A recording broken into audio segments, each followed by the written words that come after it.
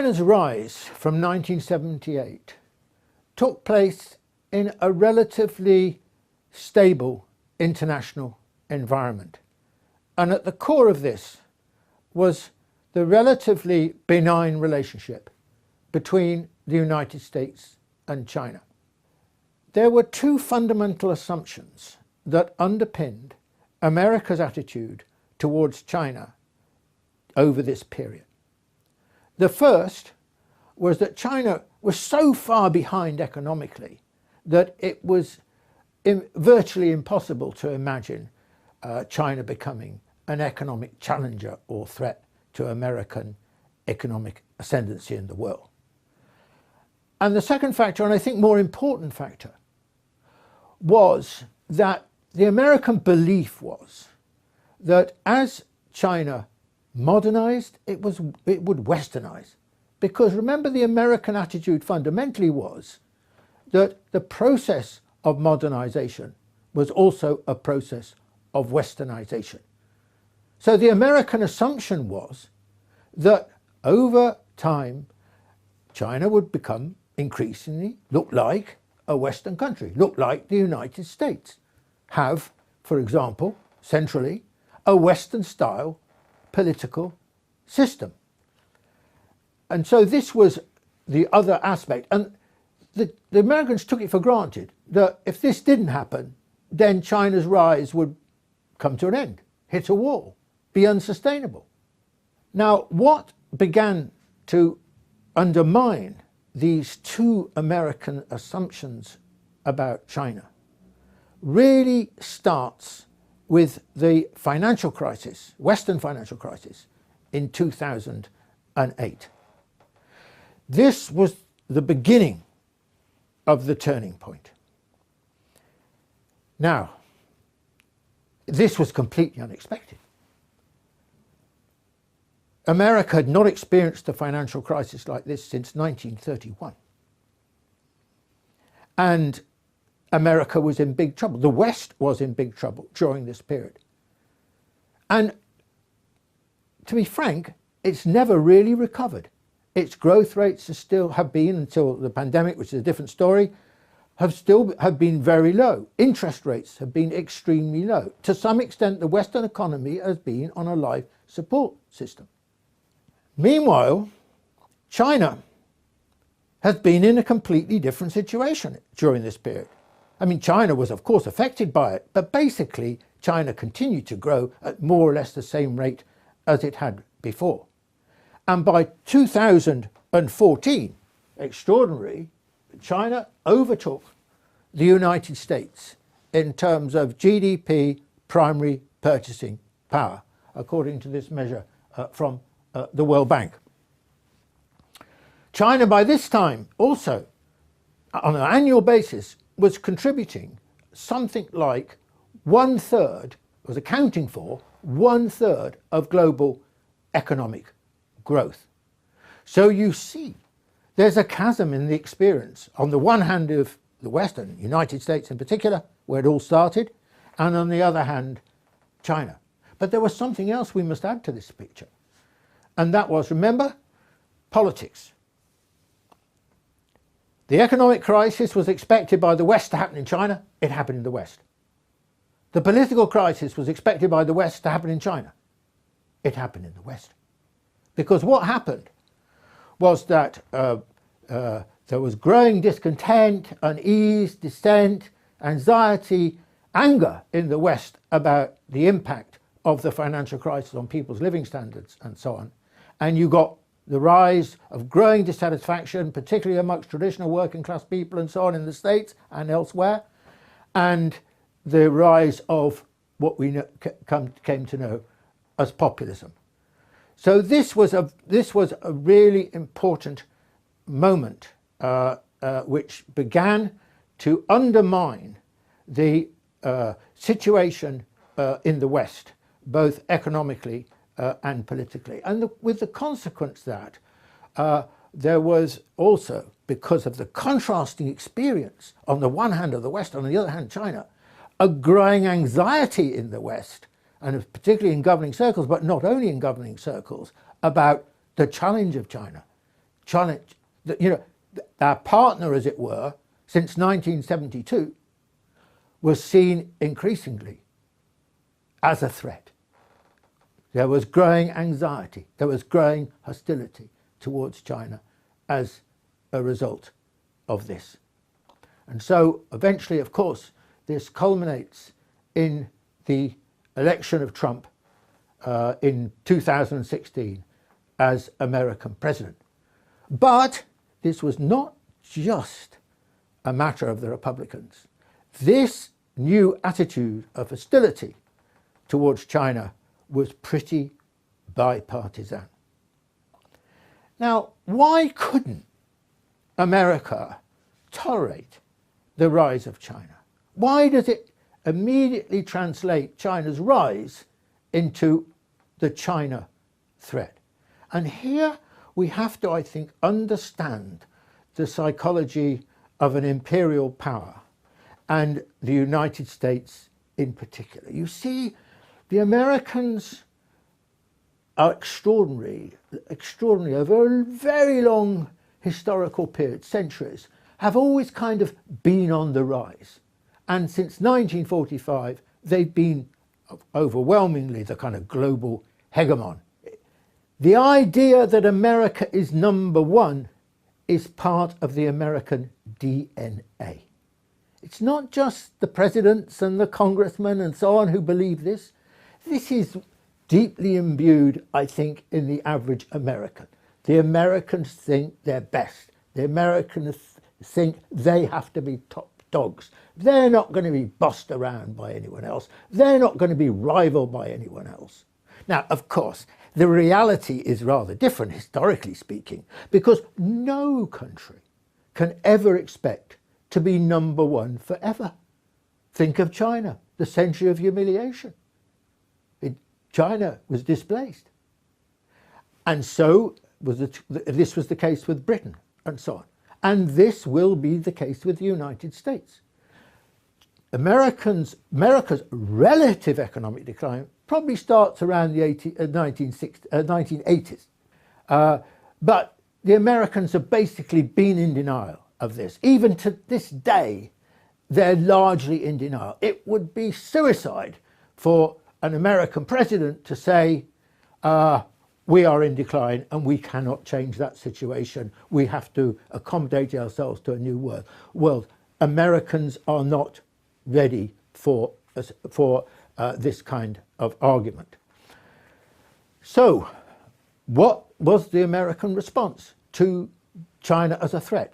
Essentially, the American response was an assault against China, to find a way of making China's rise more difficult, to prevent China's rise if possible, if not at least obstruct China's rise. And so, after Trump becomes president, you see after a short while the beginning of the trade war. And then after the trade war, or alongside the trade war, the tech war. And steadily, as the acrimonious and abrasive approach to China developed, you see action being taken against China on all sorts of different fronts. I would argue now, I think probably it would be appropriate to call the situation that the world is now in and the relationship between the United States and China as a new Cold War. But just because we use the term Cold War doesn't mean we should confuse or conflate this Cold War with the one between the United States and the Soviet Union. There are three fundamental differences between them. The first is that the United States and the Soviet Union lived and occupied two entirely different economic worlds. Never the twain shall meet. They just had two different international systems, one belonging to the United States, the other to the Soviet Union. Now, of course, this is not the situation with China. China is hugely integrated with the global economy. Indeed, I would argue that in some respects it's more integrated with the global economy than is true of the United States.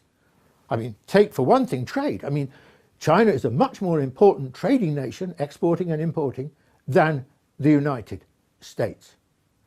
Now, whatever the Americans say, whatever the Trump administration would like to do, they will not be able to excise China from the global economy.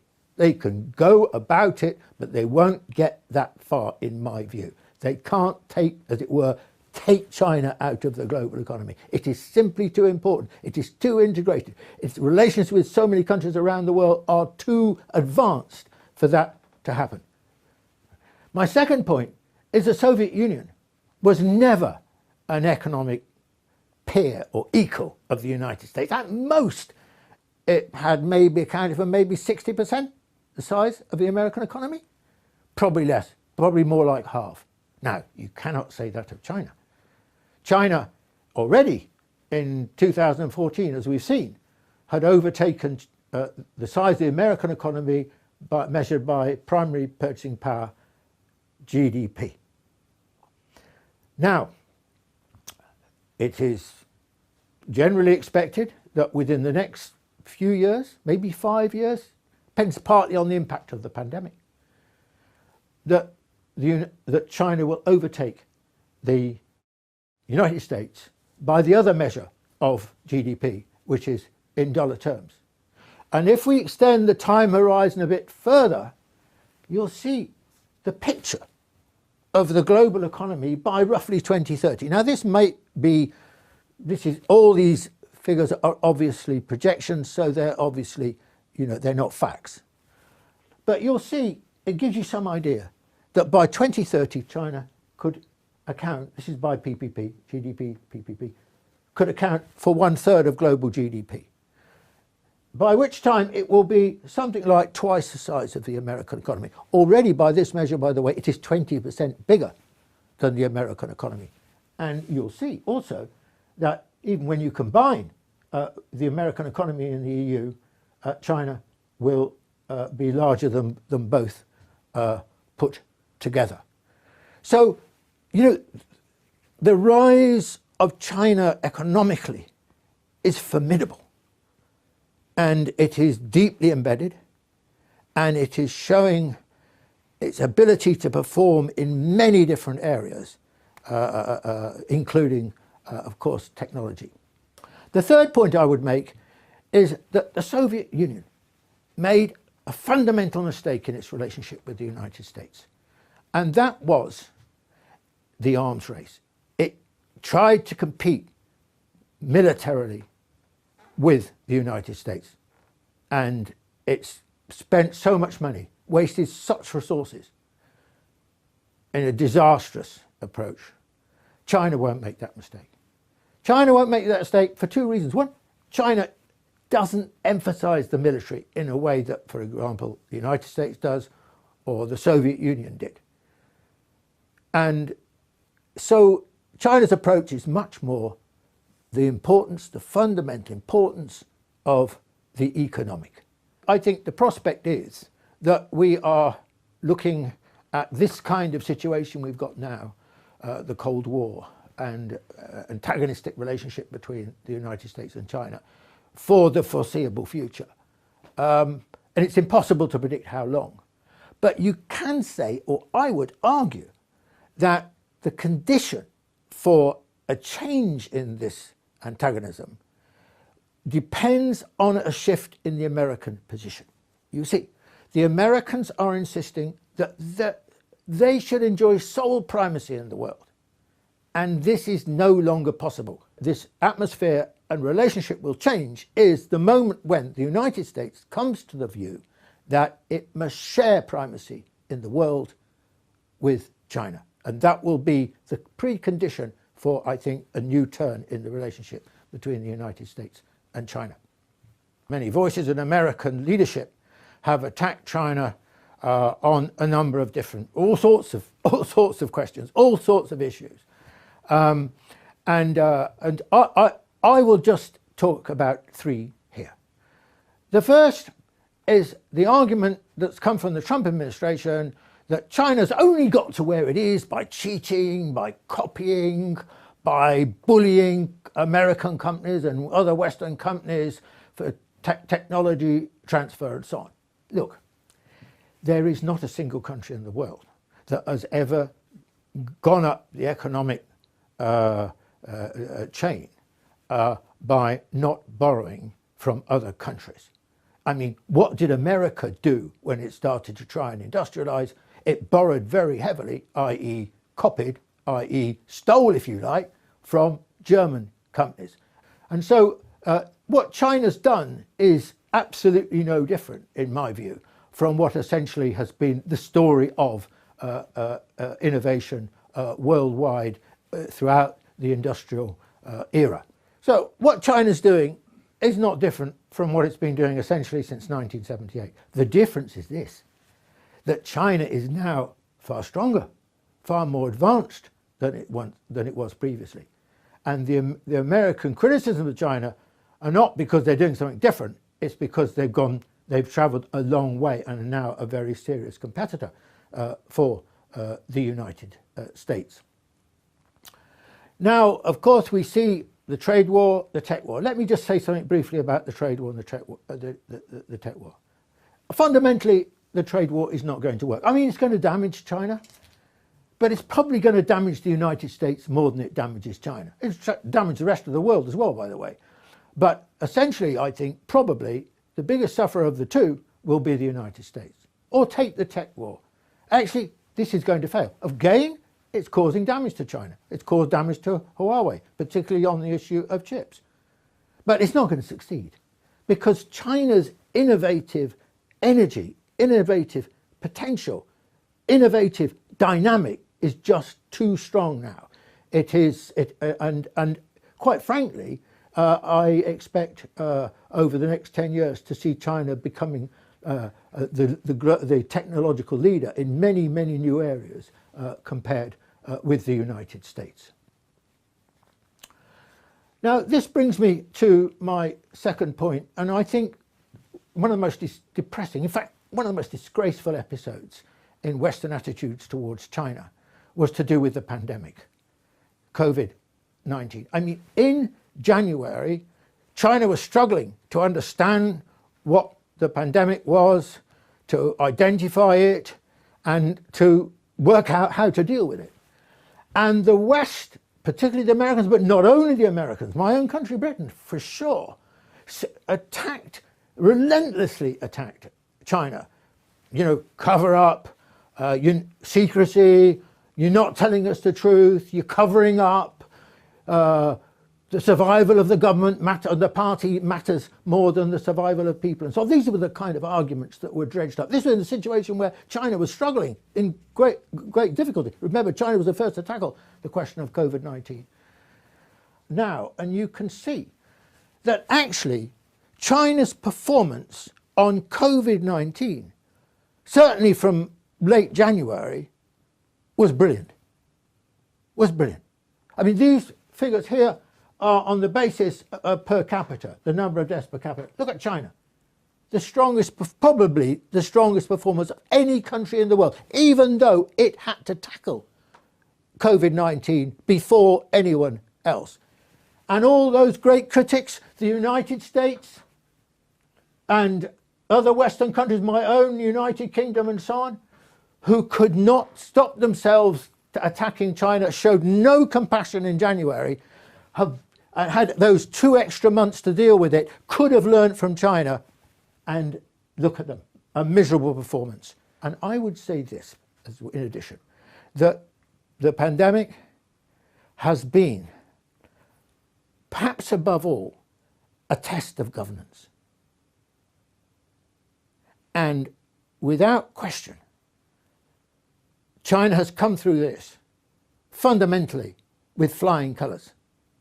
And the United States has been proven under the Trump leadership, but I think unfortunately more generally, to have been incompetent.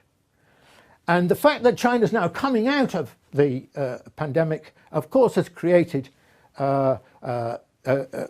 major economic opportunities. There's only one country of this list here that is going to have positive growth in terms of GDP in 2020, and that is China. Everyone else, look at that, minus 8% these are IMF projections, 8% decline for the United States, 10% for the UK, and so on. My last point is this. It's about the criticism of China, that it doesn't observe the rule of law, that it doesn't observe the norms of the international system, and so on. This has been, you find this kind of criticism very frequently.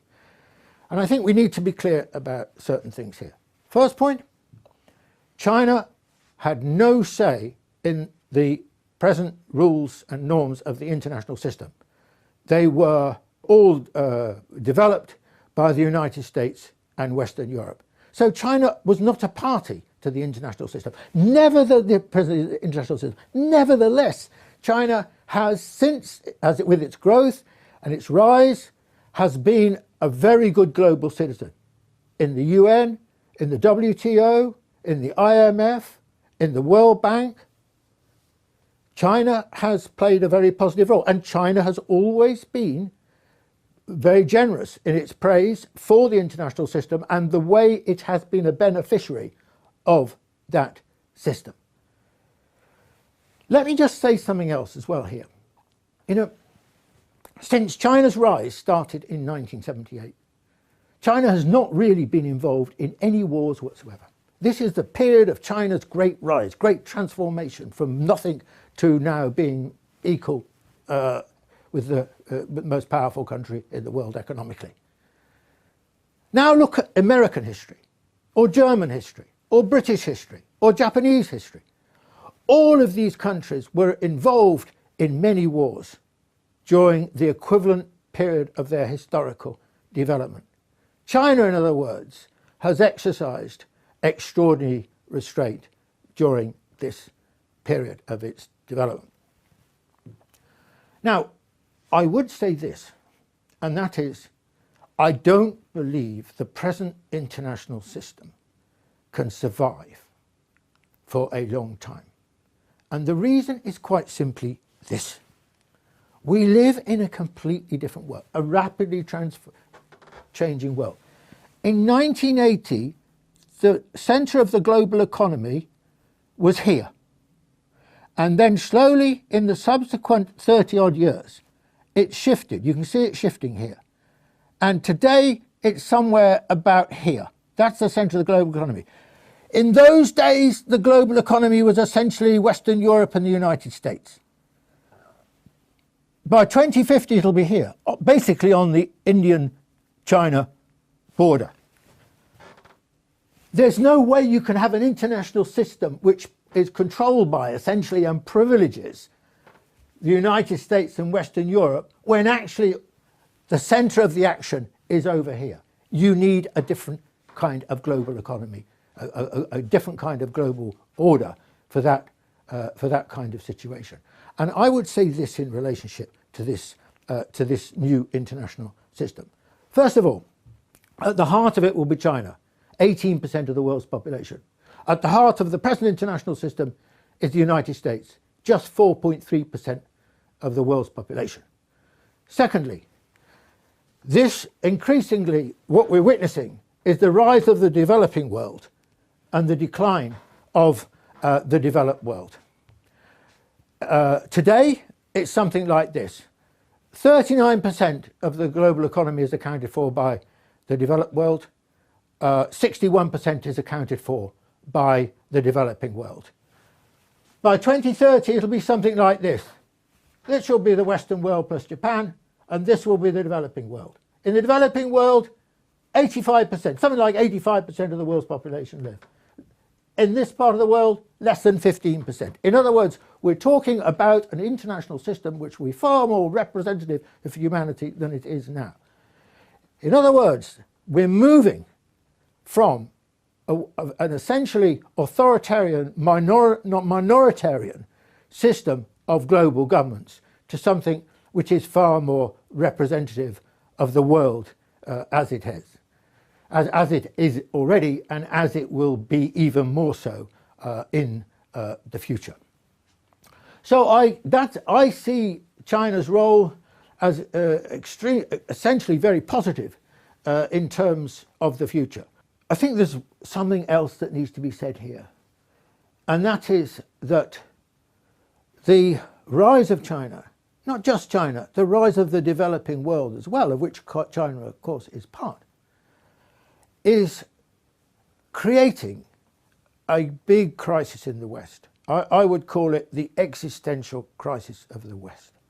Because for 200 years, the West has run the world, has assumed that the world is its world, has been at the heart of all the major institutions which it has designed.